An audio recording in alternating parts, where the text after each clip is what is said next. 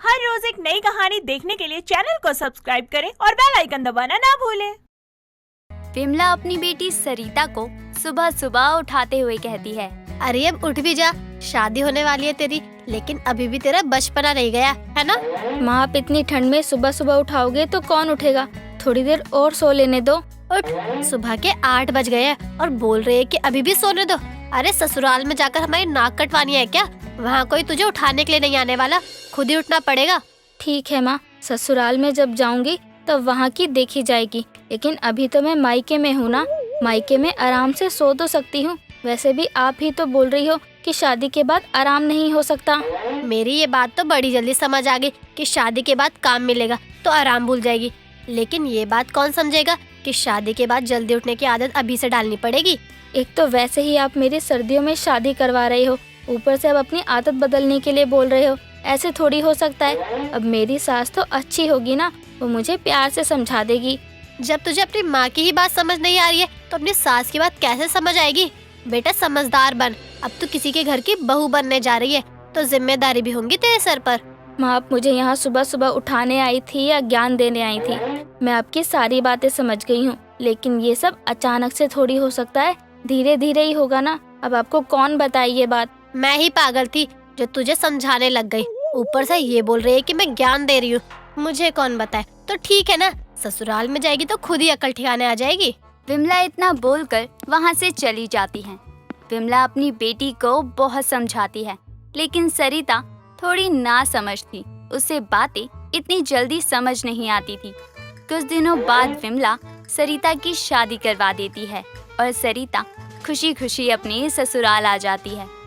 सरिता परेशानियों के साथ ही सही, लेकिन जैसे तैसे करके अपने ससुराल और गृहस्थी को संभाल ही रही थी कि कुछ दिनों बाद नया साल आता है, तो भी सरिता और उसके ससुराल वाले साथ में बहुत ही मजे करते हैं। नए साल के अगले दिन सरिता रसोई में काम ही कर रही होती है कि तभी वहाँ सरिता की सास रेखा हाथ में घी का डब्बा लिए आती है और घी देखकर सरिता उससे कहती है, अच्छा हुआ माँ जी आप घी ले आए, मैं आपसे बोलने ही वाली थी कि घी खत्म हो गई है, घी लानी है, और आप तो मेरे बोलने से पहले ही घी ले आई। हाँ घी तो खत्म हो ही गया है, लेकिन ये वाला घी अभी इस्तेमाल मत करियो, ठीक है ना बहू? क्यों माँ जी, अभी ये वाला घी क्यों ना इस्तेमाल करूँ मैं? जब घर में घी रखा ही है तो घी इस्तेमाल ही होगा ना, फिर आप घी इस्तेमाल करने से मना क्यों कर रही हो? बहू अभी त्योहार आने वाला है ना, तो उसी दिन ये घी का इस्तेमाल होगा, तभी सही रहेगा। माँ जी कौन सा त्योहार आने वाला है? सारे त्योहार तो चले गए, दिवाली छठ होली के लिए तो अभी बहुत समय है, तो तब तक घी का इस्तेमाल ही ना करे क्या? अरे पागल लड़की, ये सब त्योहारों पे कहाँ चली गई? खिचड़ी आने वाली है ना, तो खिचड़ी के लिए मैं घी लेकर आई हूँ, और तू है कि अपनी ही राम कहानी लेकर बैठ गई है। पता नहीं ये कैसा त्योहार है, खिचड़ी मुझे तो आज तक ही समझ नहीं आया इस त्योहार के बारे में। हर त्योहार का अपना अलग अलग महत्व होता है, ठीक उसी तरह खिचड़ी का भी अपना महत्व होता है। लेकिन वही महत्व तो मुझे आज तक समझ नहीं आया। मनाना है तो शाही पनीर त्योहार मनाओ ना, ये खिचड़ी क्या है? सुबह नहा धोकर खिचड़ी खाओ, जिसका मन भी ना हो उसे भी खानी पड़ती है खिचड़ी। चुप कर तू, ऐसे त्योहार का मजाक नहीं बनाते, अच्छी बात नहीं होती है ये। ठीक है माँ जी, आप बोल रही हो तो मैं चुप हो जाती हूँ, लेकिन सच यही है कि मुझे जब त्योहार का मतलब ही समझ नहीं आएगा तो मैं क्या त्योहार मनाऊंगी? इससे अच्छा तो मैं आम दिन की तरह रह लूँ ना। अच्छा तो तुझे खिचड़ी त्योहार का मतलब जानना है, तो ठीक है मैं तुझे इस त्योहार का मतलब बता देती हूँ। रेखा अपनी बहू को खिचड़ी के त्योहार का मतलब बताने ही जा रही होती है कि तभी वहाँ उसकी पड़ोसन कांता आ जाती है और उससे कहती है, अरे रेखा, मैंने तुझे बोला था ना कि आज तू मेरे साथ चल लियो सत्संग में, लेकिन तू भूल गई आज भी। भूली नहीं हूँ, बस बहू को कुछ समझाने लग गई थी, इसलिए नहीं आ पाई मैं। तेरी बहू बहुत समझदार है, उसे सब पता है, तुझे अपनी बहू को कुछ भी समझाने की कोई जरूरत नहीं है। हाँ हाँ कितनी समझदार है वो तो, अभी थोड़ी देर पहले मुझे अच्छे से पता चल ही गया था। तू अपनी और अपनी बहू की बातें बाद में बता दियो, अभी मेरे साथ पहले सत्संग में चल।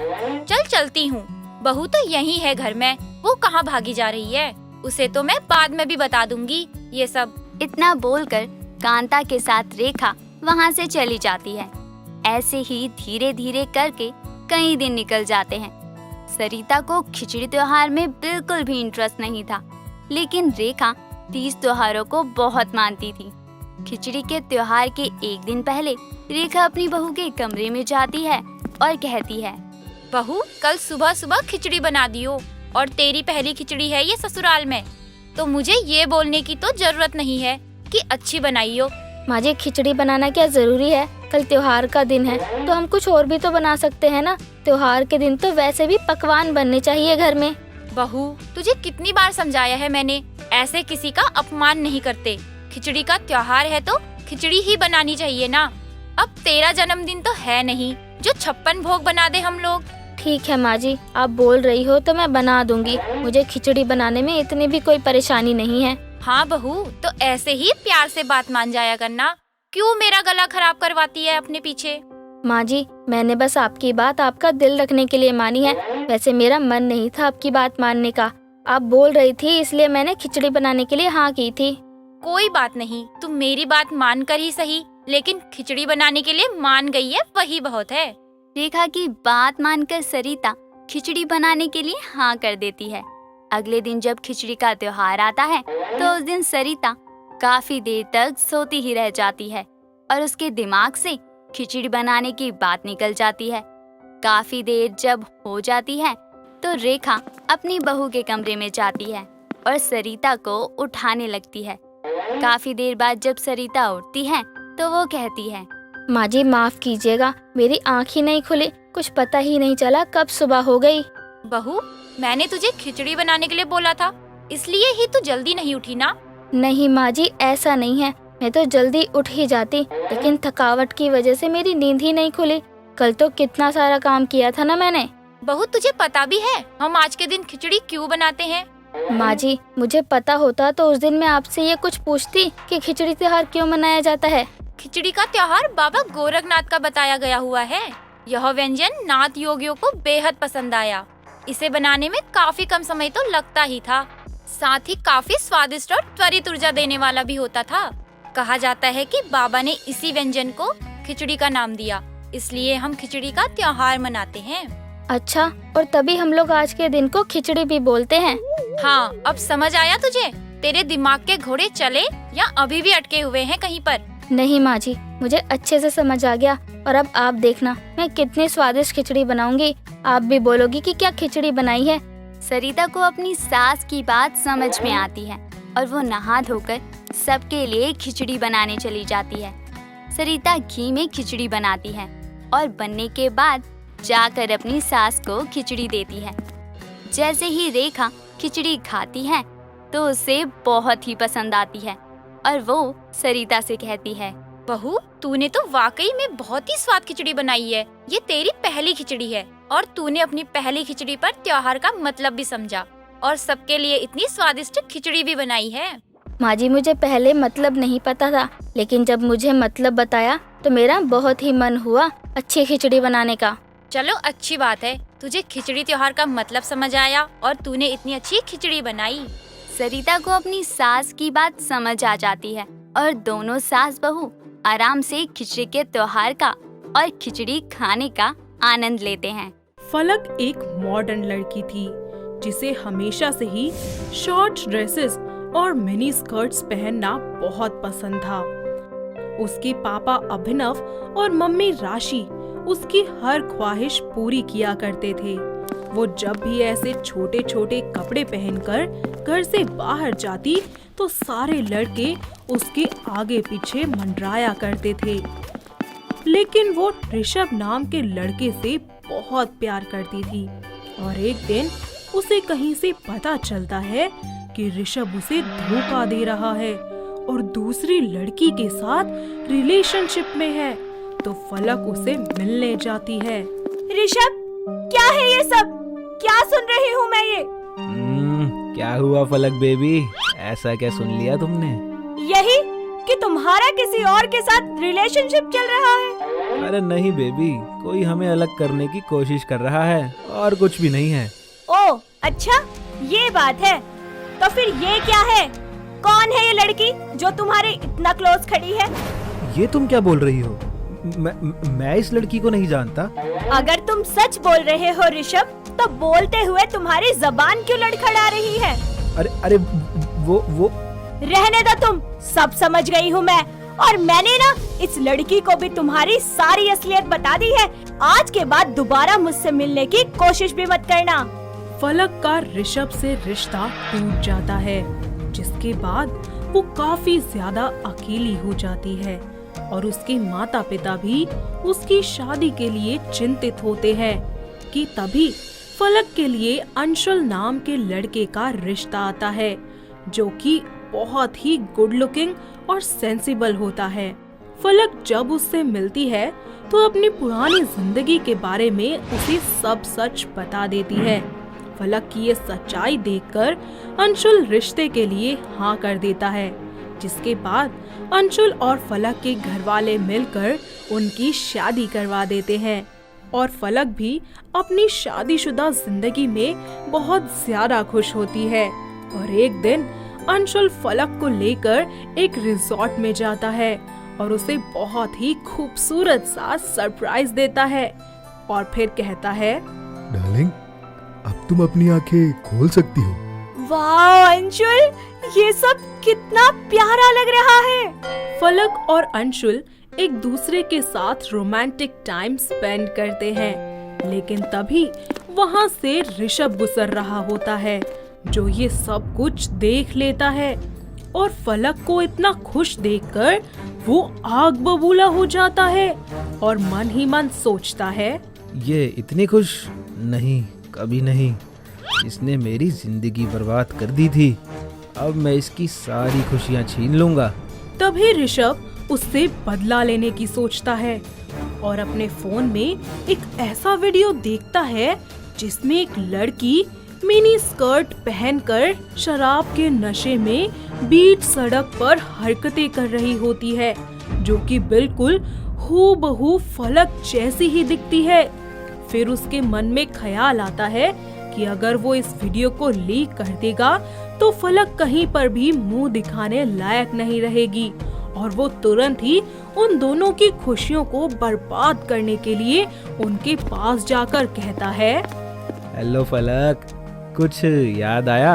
ऋषभ, तुम यहाँ? ये कौन है फलक? अरे मैं बताता हूँ, मैं इसका एक्स बॉयफ्रेंड हूँ। हाँ बोलो, और हाँ, अगर हमें परेशान करने आए हो ना तो प्लीज चले जाओ यहाँ से। चला जाऊंगा बाबू, इतनी भी क्या जल्दी है, बस एक बार ये वीडियो देख लो। क्या है इसमें? अरे देखो देखो, खुद ही देखो। ऋषभ, ये वीडियो कहाँ से आया तुम्हारे पास? अरे भूल गई वो हंसी पल जो हमने साथ बिताए थे, बस तभी का है। अभी के अभी ये वीडियो अपने फोन से डिलीट करो, सुना तुमने? अरे बेबी, ऐसे कैसे? क्या मतलब? मतलब ये कि अगर ये वीडियो लीक होने से रोकनी है तो मेरी एक शर्त माननी पड़ेगी। बस एक रात के लिए अपनी वाइफ को मेरे पास भेज दो। तेरी हिम्मत कैसे हुई ऐसे बोलने की? अरे अरे अरे देख लो, अगर तुमने ऐसा नहीं किया तो तुम्हारी वाइफ की ये वीडियो हर किसी के फोन में होगी। इतना कहकर ऋषभ वहाँ से मुस्कुराता हुआ चला जाता है और फलक रोना शुरू कर देती है, लेकिन अंशुल किसी तरह उसे संभालता है और वापस घर ले जाता है। ऐसे ही कुछ दिन बीत जाते हैं और ऋषभ एक बार फिर से फलक को कॉल करता है, लेकिन वो उसे दोबारा मना कर देती है। तो ऋषभ उसे फिर से धमकी देता है और हालातों के सामने हार कर फलक ऋषभ को हाँ कर देती है और अंशुल को बिना बताए उससे मिलने चली जाती है। तो वहीं ऋषभ भी एक रिसोर्ट को बुक करके वहाँ रोमांटिक माहौल तैयार करता है और जब फलक आती है तो उससे कहता है, अरे तो बेबी आ गई तुम? ऋषभ, ऋषभ प्लीज मुझे जाने दो, वो वीडियो डिलीट कर दो ना। अरे ऐसे थोड़ी रोते हैं बेबी। और ये क्या, तुमने ये क्या कपड़े पहने हैं यार? अरे पहले की तरह मिनी स्कर्ट पहन कर आओ ना। नहीं ऋषभ प्लीज, मैंने तुम्हारे साथ जो भी किया उसका बदला ऐसे मत लो, वो वीडियो डिलीट कर दो। अरे नहीं, पहले जाकर कपड़े बदल कर आओ। फलक रोते हुए अपने कपड़े बदलकर बाहर आती है और दोबारा से ऋषभ से रिक्वेस्ट करती है, लेकिन ऋषभ उसकी कोई बात नहीं मानता और पूरी रात उसके साथ एंजॉय करता है और साथ ही अगले दिन वो उसे झूठ बोल देता है और उसके सामने ही फोन से तो वीडियो डिलीट कर देता है, लेकिन उसके लैपटॉप में अभी भी वो वीडियो वैसा का वैसा ही होता है। तो वहीं जब फलक अपने घर पहुंचती है तो अंशुल उससे बीती रात के बारे में सवाल करता है और जब उसे सच पता चलता है तो वो फलक से कहता है, फलक, तुमने आज मेरा विश्वास तोड़ा है, लेकिन क्या तुम्हें मुझ पर भरोसा नहीं था कि मैं तुम्हें इस मुसीबत से निकाल लूंगा? नहीं नहीं, ऐसा कुछ नहीं है। देखो फलक, अगर तुम मुझ पर ट्रस्ट नहीं करती तो अब हमारा साथ रहने का कोई फायदा नहीं। अंशुल, तुम मुझे अपनी जिंदगी से जाने के लिए बोल रहे हो, आखिर तुम मेरे साथ ऐसा कैसे कर सकते हो? मुझे कुछ नहीं पता, बस मैं अब अकेला रहना चाहता हूँ। और हाँ, तुमने मुझे बहुत हर्ट किया है। इस तरह अंशुल फलक को अपनी जिंदगी से बाहर कर देता है और वो अपने घर लौट जाती है और धीरे धीरे फलक डिप्रेशन में जाने लगती है। फिर एक दिन जब उसकी जीने की आस पूरे तरीके से खत्म हो जाती है तो वो आत्महत्या कर लेती है और जब ये बात अंशुल को पता चलती है तो उसे बहुत दुख होता है। और एक दिन जब अंशुल अपने ऑफिस से घर आ रहा होता है तो उसे रास्ते में एक आदमी नशे की हालत में मिलता है और वो उसकी मदद करने के लिए जब जाता है तो देखता है कि वो कोई और नहीं बल्कि ऋषभ ही है और वो उसे संभालते हुए गुस्से से कहता है, अच्छा हुआ तुम मुझे मिल गए, मेरी बीवी ने तुम्हारी वजह से सुसाइड कर लिया और मैं तुम्हें नहीं छोड़ूंगा। क्या सुसाइड? वो पागल थी क्या? क्या मतलब? मतलब ये कि मैंने उसके साथ कभी कुछ नहीं किया था और वो वीडियो जो मैंने दिखाया वो भी उसका नहीं था, वो तो फेक था। उस रात मैंने उसकी ड्रिंक में नशे की दवाई मिला दी थी। क्या वो सब नाटक था? और तेरे उस घटिया नाटक की वजह से हम अलग हुए और वो मुझे हमेशा के लिए छोड़कर चली गई। मैं तुझे नहीं छोड़ूंगा। अंशुल को ऋषभ की बातें सुनकर इतना ज्यादा गुस्सा आ जाता है कि वो अपना आपा ही खो देता है और वहीं पड़ी शराब की बोतल तोड़कर उसके कांच से ऋषभ की जान ले लेता है और खुद को पुलिस के हवाले कर देता है। तो दोस्तों, कैसे लगी आपको हमारी ये मिनी स्कर्ट वाली बहू? क्या आपके घर के आसपास भी है कोई ऐसी बहू जो इसी तरीके से मिनी स्कर्ट पहनकर घूमती है? अगर हाँ तो हमें कमेंट करके जरूर बताएं। दोस्तों, अगर आपको ये कहानी पसंद आई तो इसे लाइक करें, शेयर करें और कमेंट करके बताएं कि कहानी में आपको सबसे अच्छा क्या लगा।